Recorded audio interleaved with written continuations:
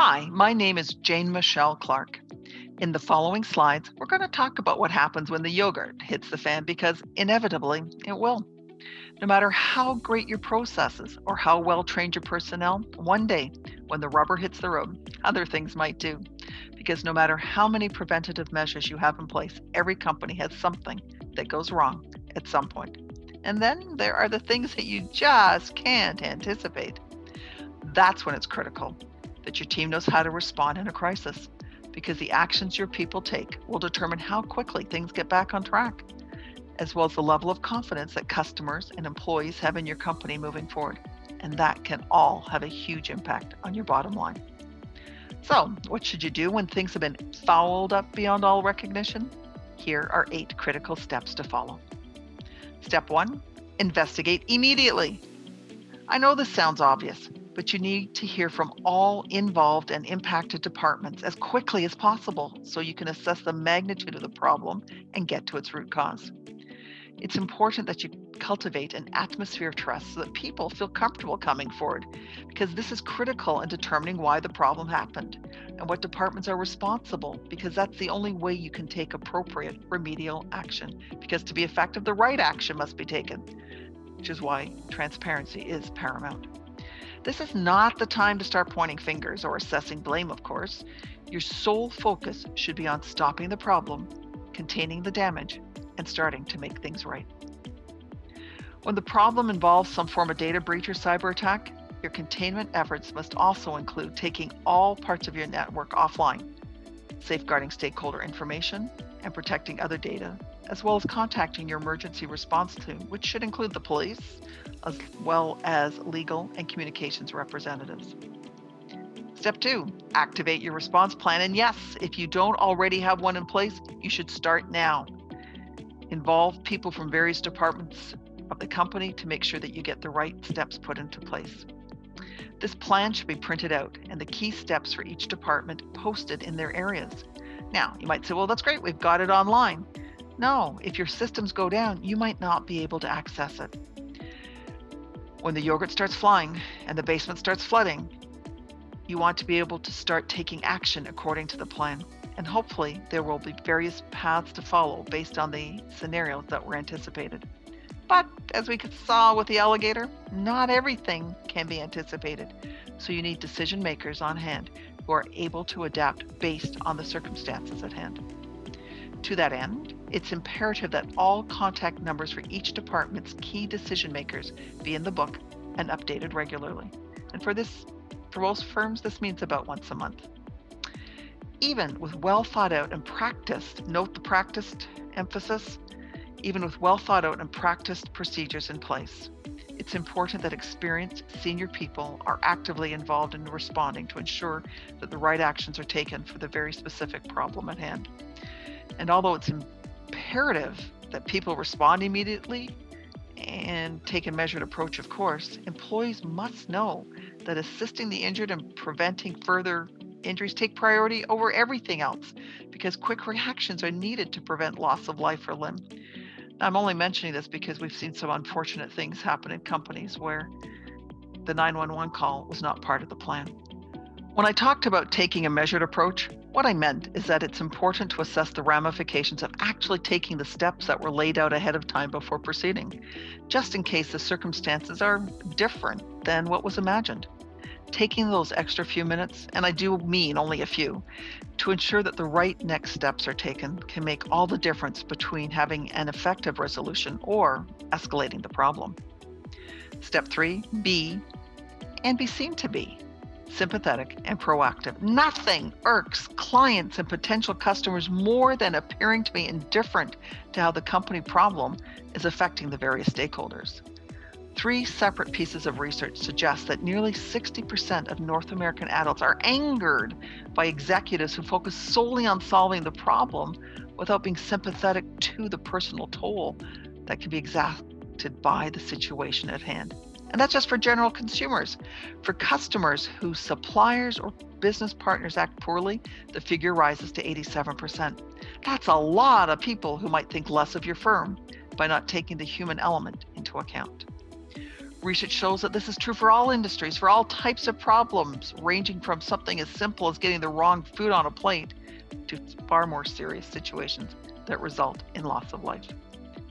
The impact to the bottom line is significant, as nearly 40% of people say they would be far less likely to do business with companies whose executives appear indifferent to employees and other stakeholders in times of crisis.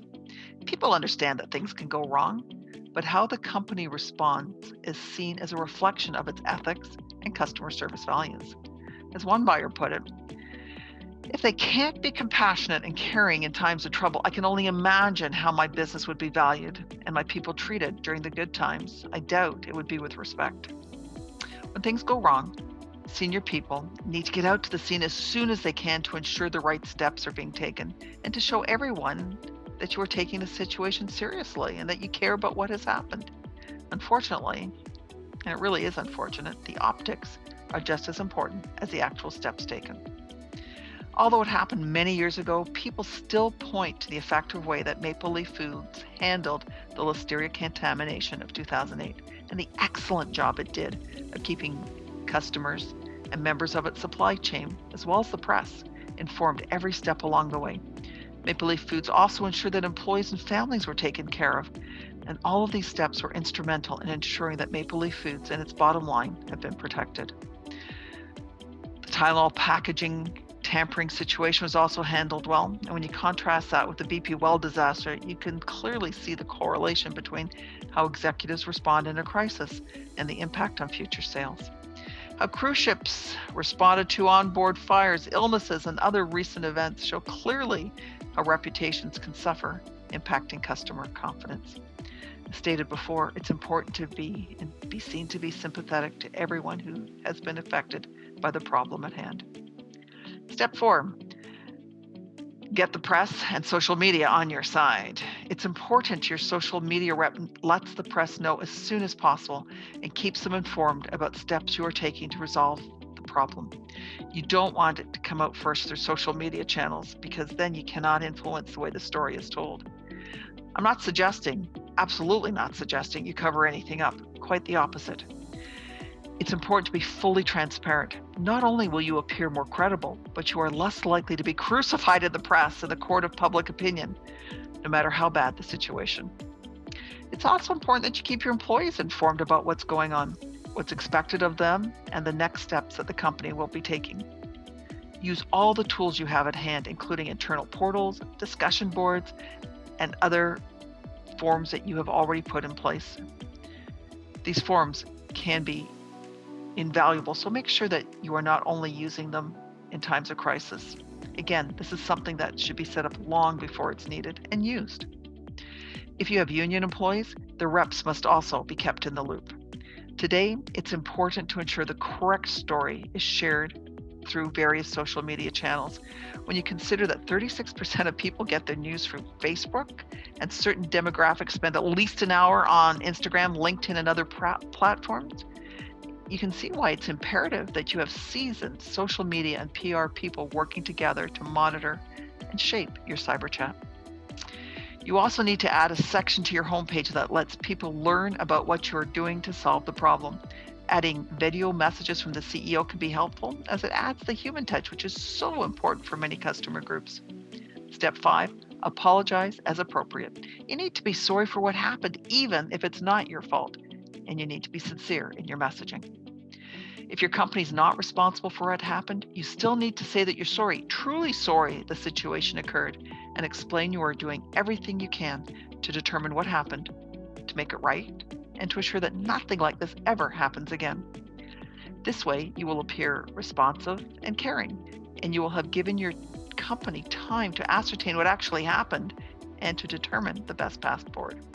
Step 6, don't rush to deny culpability when it's not your fault. Not just because it may turn out that you are in some small way to blame, but because nearly half of North Americans are less likely to do business with the company in the future if its first response is to deny responsibility for the problem that occurred. And this is especially true with millennials. If it turns out that you are totally in the clear and that the problem was caused by another firm, let the press report this. Encourage those responsible to clear your name publicly using social media as well as traditional PR channels. What you can do is to add the information to your front page in the same spot on the website where you were keeping people up to date. That is one of the things you can do without anybody thinking you were trying to pass off responsibility. Step 7, when it is your fault, go the extra yard to make things right. And again, be perceived to be doing the right thing by informing all stakeholders, the press, and leveraging your social media channels. It's especially important not to get into long, drawn-out lawsuits. Instead, settle up quickly. Reduce your legal fees by settling up quickly and fairly will not only all-important pocketbook, but it will help protect your reputation as well. Step 8, use the situation to make improvements to your own processes and share the knowledge with others in the industry. Become a leader in this regard, but don't use it to toot your own horn. After all, this was your problem in the first place. Years ago, Maple Leaf Foods used the knowledge it gained while eradicating Listeria from its plants to improve food handling safety procedures, and they shared this intelligence throughout the food processing community, which reinforced Maple Leaf's leadership position in the industry and stakeholders' trust in the brand. Johnson & Johnson used the Tylenol murders to introduce tamper-proof packaging and other safety precautions. Hotels use things that go wrong in the hotel's teaching tools and often share their best practices with other properties in the chains. Now, as important as it is to rectify the situation, it's equally important not to pat yourself on the back for the new processes that were introduced. Why? Because studies show that this will likely create a huge public backlash because most consumers believe, and perhaps rightly so, that these processes should have been put in place ahead of time to prevent the problem from ever having occurred. I hope you found this information to be of help, and I also hope that you never have to use the outlined remediation steps. If, however, you ever find yourself underwater or would like to get help before it gets to that, please feel free to contact me at 416-424-4233. I can also be reached by email at jmc@cloudmanaged.ca. Thanks for listening, and I hope our paths cross down the road.